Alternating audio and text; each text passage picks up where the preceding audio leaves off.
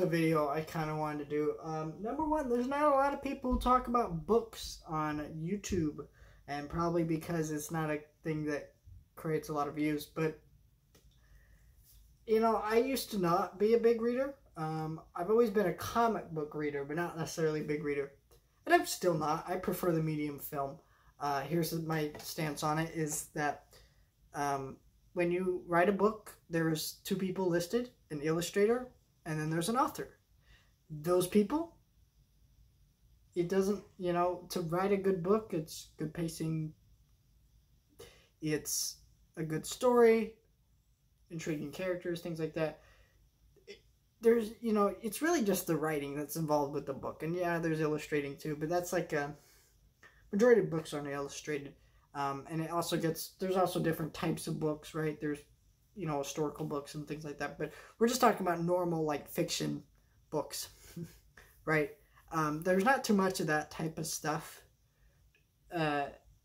It's like, it's very easy to write a good book. And I'm not, like, implying, no, it's so easy. Like, I've sat down writing a book. It's hard. Like, I've finished a book, and it's just like a book I kind of wrote for fun, book, in quote. But, in quotation marks, book. But when I watch a movie, it's like I enjoy the technical aspects, the editing, the cinematography, the music, the pacing, the score, the acting, performances, things like that. I prefer that type of stuff, and there's a lot of that stuff that's involved with movies. And, yeah, you know, you can make a really good movie that's a terrible adaptation of a book, and it'd still be a really good movie, and that's my issue with books.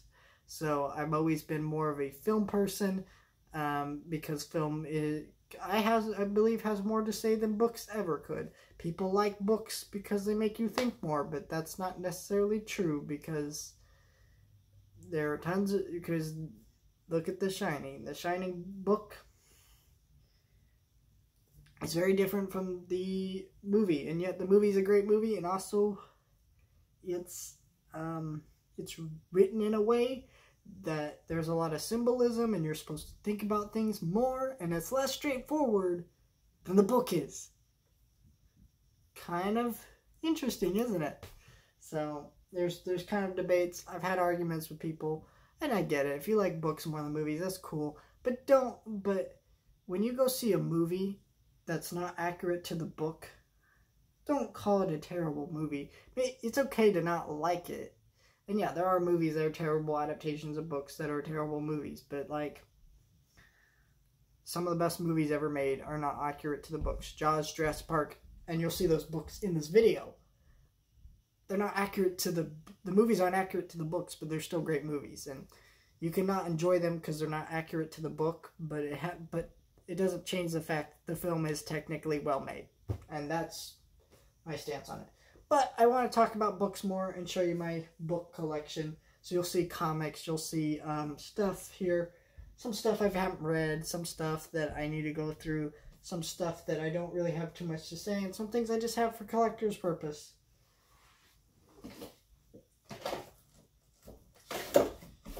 Alright. So let's start with this. The Peanuts Kick the Football, Charlie Brown by Charles Schulz. So if you've ever been to the store Kohl's, it's like a clothing store, and they sell like books and like little stuffed animals for and they're like $5, and they donate, and what the proceeds that go to these things go to charities. Anyways, they had some leftover Peanut stuff. I have like a Lucy plushie from Peanuts. I'm not seeing her right now. I don't know where. Is she up there? Is she up there? Oh yeah, she's covered behind my Baby Yoda. Sorry, I'm just here. There you go. But anyways, this book was on clearance, and it was on clearance. I got it for 35 cents. 35 cents for this book. And as a Peanuts fan, I'm like, okay, it's like 35 cents, why not? Alright, so these are all magazines. This one's Spy versus Spy. This is like a special collector's edition of Mad Magazine. You know, who doesn't love Spy versus Spy? Classic. I've always wanted them to make like a short series. A series of shorts based on Spy versus Spy. I know they did that with like a Mad animated series that was on Cartoon Network, but I just want it to be Spy versus Spy. The Complete Guide to the Office. This is, so all my magazines are just for collector's purposes, except for that Spy versus Spy. Yeah, it's just a cool retrospective, talking about the production of the show, the cast, some of the best moments of the show. I've actually read through this. It's cool. This one is inside the story of Mickey Mouse and kind of talking about Disney parks.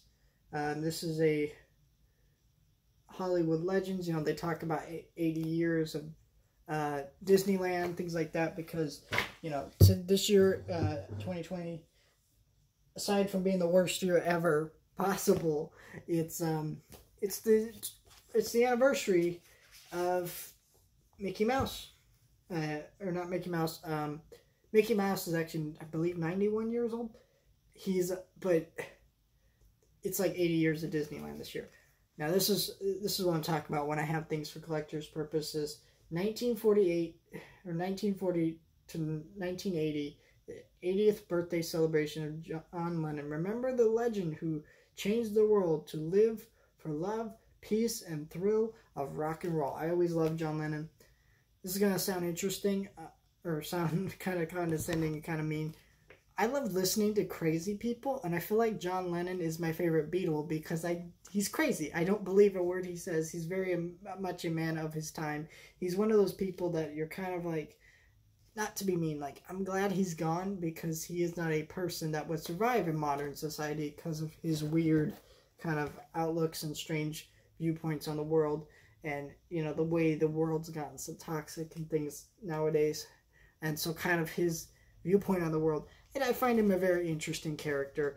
I love his music. His solo career was one of my favorites of the 4 Beatles. Just love him to death. And then, you know, People's Special Edition, The Story of the Beatles. Very, very cool magazine. Again, like I said, these are all collector's purposes. Like, I haven't gone through these and read these. I probably should, but, like, they're more for collector's purposes. And then you have 45 years. These are both People magazines. I didn't realize that. I have this that I didn't even... I own this and I don't even realize it. 45 years of Saturday Night Live. Classic characters, funniest sketches, best hosts, and musical guests.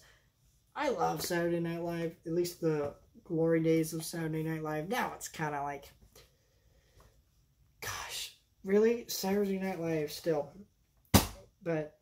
You know, when they hit it out of the park. This is a newer release. I got this off of Amazon. H.G. Wells' War of the Worlds illustrated edition. So it's like a graphic novel type version of War of the Worlds. If you've never read War of the Worlds, it's kind of a long novel, but it's still a really good one. And you know, there's been several film versions. There's been a radio play and stuff like that. Pretty cool. I love that edition of the book, so you should get that one. I actually really love illustrated editions when they actually enhance a book, and that one I feel like enhances War of the Worlds, because War of the Worlds kind of does feel like a graphic novel at times. So I love the series Gravity Falls. I own it on Blu-ray, Shout Factory, and this is like the journal from the show. I wish they'd done all 3 journals. I don't know why they didn't do that, but this was, and it was weird because it was like a bestseller too. Great, great book. What's sad about it is they did like a special edition where they did like that, made it actually do the black light in the show. Super expensive, sold out incredibly quick. It's like this thing sold so well that you should have just made that like a newer version. Called it the special edition, put it out. That was pretty messed up. But, yeah. I still need to read this. Star Wars, The Clone Wars, Stories of Light and Dark. Love Star Wars, The Clone Wars. Such a great show. Adds so much enhanced stuff to the movies. And I definitely want to go through that series, or this book, and check it out. I've heard mixed things about it. Action Comics 80 Years of Superman. Came out for Superman's 80th anniversary. And it's just a collection of classic Superman stories, all from like #1 Action Comics. Just a lot of his Action Comic days. And some of these do not hold up. Some of them are very sexist. Some of them are just straight up bad. And it's also just weird reading these, right? Because there are some of these stories where Superman didn't have all the powers he has now. And it's just like, it's interesting seeing how the character has evolved. Let's just say that. But I'm glad he's evolved into a way better character than he was years ago.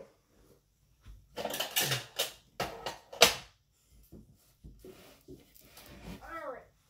Sorry, I'm just pulling these one by one out as we go. And then, yeah. So, alright. So this is one of those DC animated movies, kind of expansion deals where you get the comic and then you get the movie. I don't like how you have to kind of, you know, pull your fingers in here. But what's nice about it is they did supply a little hole for your finger to go in there and get it out without damaging the disc too much. But still, it's kind of difficult to get out. But it's a cool idea. And I read the comic before I watched the movie, and they're equal quality. One of my favorite comics, one of my favorite stories ever written. Love Batman Under the Red Hood. Alien 3, the William Gibson edition. So if you don't know, there's like a ton of production issues with Alien 3. And basically the original script... Some of my books fell over because the other ones weren't there. Anyways, so this takes the original script written by William Gibson and some other screenwriters here, and it puts it in a collection, and you can read the script in like a graphic novel form. There's also an audio version, but that's like exclusive audio, Audible or whatever. But yeah, and then they're also doing a Alien original screenplay book edition. So I'm excited for that. That's coming out next month. I'll have to check that out. Batman and Teenage Mutant Ninja Turtles kind of crossover, because who doesn't like Batman Ninja Turtles? This is not like the animated movie that came out recently. It definitely feels more Batman than Ninja Turtles, and I think that's where it fails. Superman Action Comics Pressure. The Outsiders Looking for Trouble. I've never read these. I have another Outsiders here. I have a few of these. Are these any good? Let me know. I got these on clearance at my comic book shop, and I need to read them along with this Marvel #1. Do not know anything about it. I haven't read it. Maybe I will. Maybe I won't. Ninja Turtles and Ghostbusters. I actually really like this more than the Batman one. It feels like these franchises can work together, which is weird to say because they kind of don't, but they're both goofy in tone, and I think that's why. Batman is like, you have to really strike a balance. Watchmen. Yeah, Watchmen's one of the greatest comics ever written. Blah, blah, blah, blah, blah, blah, blah, blah. Just incredible stuff and art. Just so good. But like, the coolest thing about Watchmen is Alan Moore wrote Watchmen, and he made a deal with DC that if Watchmen ever went out of print, they lose the rights, and it all resorts back to him. So they've kept Watchmen in print all this time, and it's never gone out of print. You can get this for like $15. That's why, because it's never gone out of print, which I find hilarious. Alan Moore actually made that deal thinking, oh, they'll just put it out of print eventually, and I'll just get my rights back to my comic. And that never happened, which is just sad and really funny.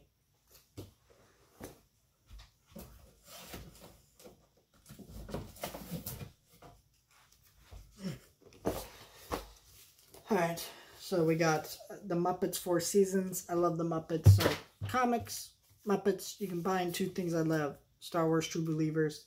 I think these were all free comic book day things that I picked up. Superman and Action Comics. That other Superman one, Pressure, whatever. I bought these together at like a comic book, not a comic book, at a Comic-Con.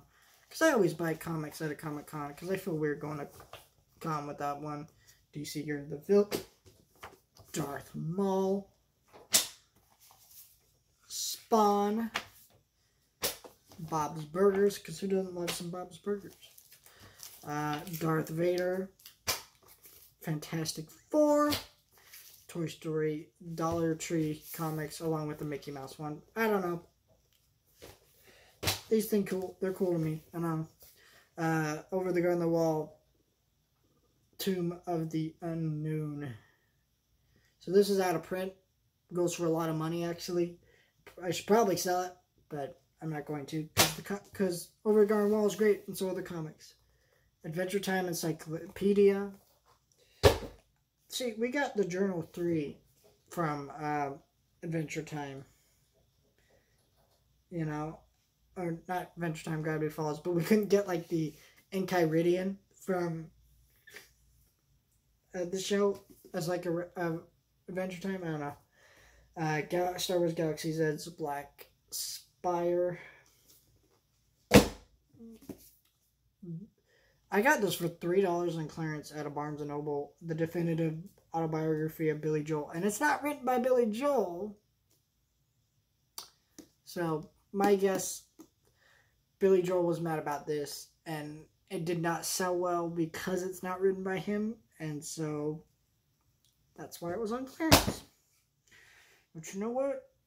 I'm kind of interested to read it, because you know what? A lot of times when they're not written by the original people, there's some dirt in them, you know? But I always take it with a bit of skepticism. I haven't read it, but I love Billy Joel, so I have it. I have a few of his albums. I got actually a few of his albums off Amazon for like $3 one time.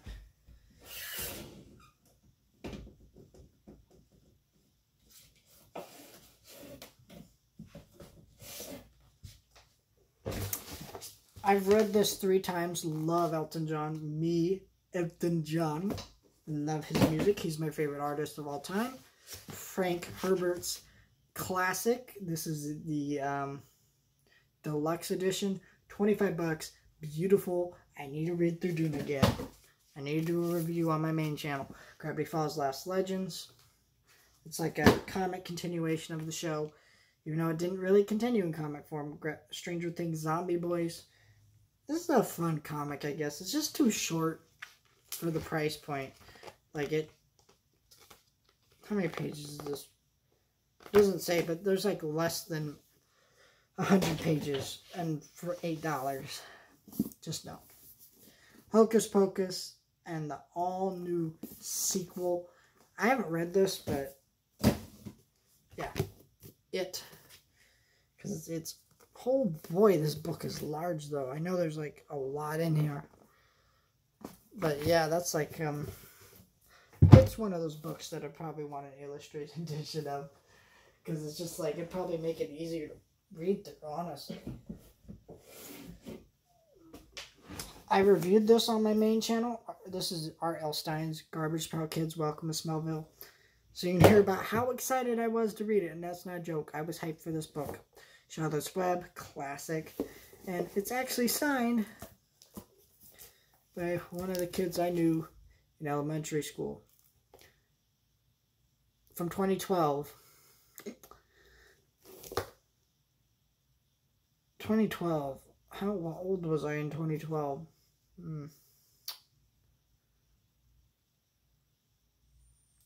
8 years ago. So I was 9. 9 years old.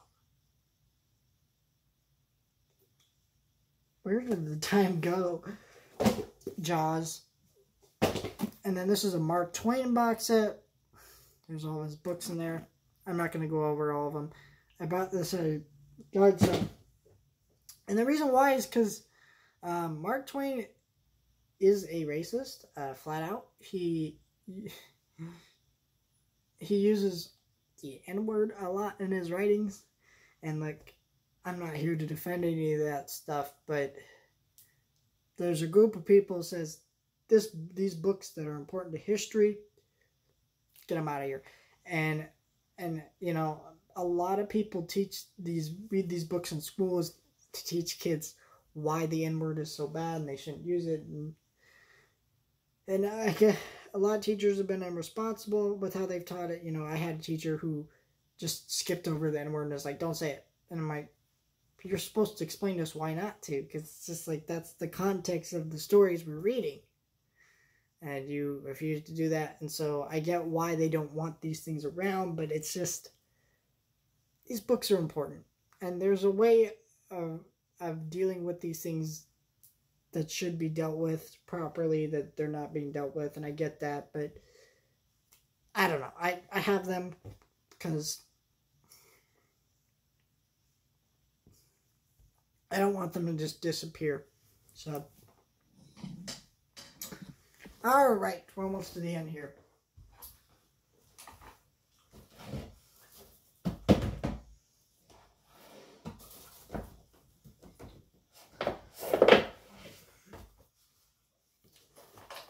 The Odd Ones Out. This is his first book. I have that. And I have The Odd Ones Out for sequel. The Metaphysics of Star Trek. This was also like a book that was on clearance at my comic book shop. This is the comic book that came with my 4K Steelbook of Sonic. So, if you want to hear about the adventures of Sonic and the Donut Lord. Up till now, the autobiography of William Shatner, because it's William Shatner.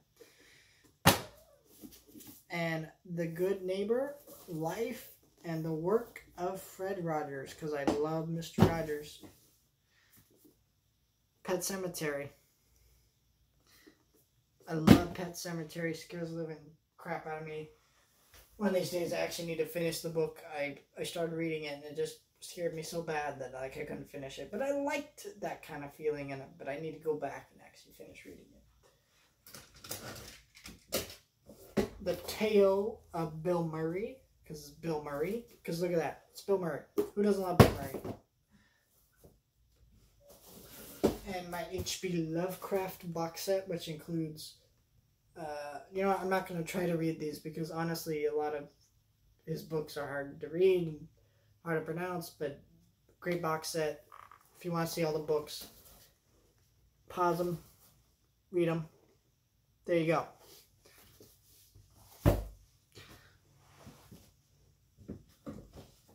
You got Jurassic Park. I need to get Lost World. Some Archie. And some more Archie. And that's all my books. All my books, all my comics, whatever the hell you want to call it.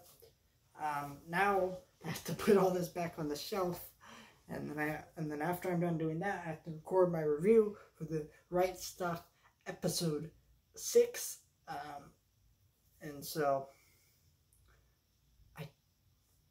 I love my books. There's probably a few of these, honestly, that I do need to just slide out of my collection. Like the Metaphysics of Star Trek. Not necessarily sure I'm ever going to read that. Or even, I don't know. But I have a lot of books here. Let's just say that. Some of these books I need to go through and actually read. But just haven't gotten there yet. So, who knows? Bye, guys.